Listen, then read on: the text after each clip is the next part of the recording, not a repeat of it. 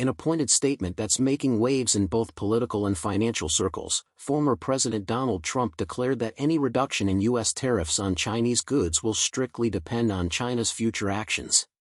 Trump emphasized that China must first prove it is acting fairly in trade relations before any rollback of duties can even be considered.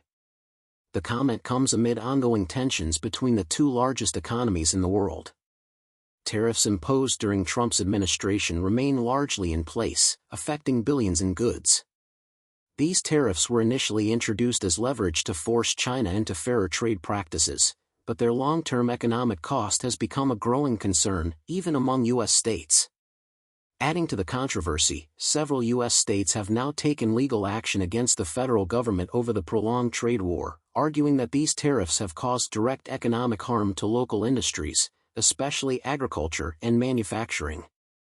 States like Iowa, Wisconsin, and Illinois, heavily reliant on exports, claim the federal tariff policy has triggered job losses, lower farmer incomes, and disrupted supply chains.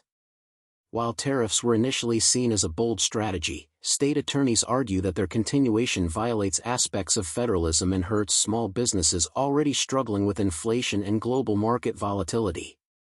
These lawsuits don't just reflect economic frustration, they signal a significant fracture in the traditionally unified front on foreign trade. Economists remain divided. Some argue the tariffs forced China to the negotiating table.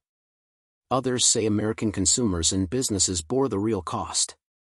Inflation pressures, supply chain interruptions, and retaliatory tariffs from China have complicated trade relations even further. With the 2024 presidential election around the corner, Trump's tough-on-China narrative could become a central campaign message again. But voter sentiment is more complex this time, especially in swing states hit hard by tariff fallout. This unfolding trade standoff could not only reshape U.S.-China relations but also influence the future of American manufacturing, agriculture, and political alignment. In short, it's not just about tariffs, it's about trust, global power, and economic survival. To understand today's standoff, we need to look back.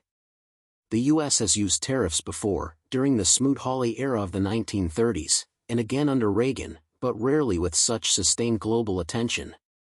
Trump's tariff policies were part of a larger strategy called America First, aimed at rebalancing global trade in favor of U.S. interests.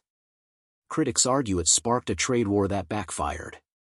Supporters say it finally stood up to decades of economic imbalance with China.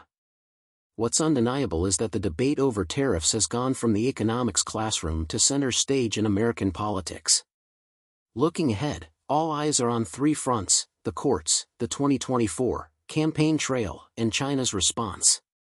If U.S. states win their lawsuits, federal trade powers could be re-examined. If Trump regains office, he may double down on tariffs or recalibrate the strategy depending on geopolitical shifts. Trade policy isn't just a line in an economic plan, it's a global chess game. And the next move could come from Beijing, Washington, or even a courtroom in Iowa. What do you think? Is the trade war worth it? Should the U.S. hold firm on tariffs, or is it time for a new strategy? Drop your thoughts in the comments. Don't forget to like, share, and subscribe. Every click supports independent journalism and original storytelling.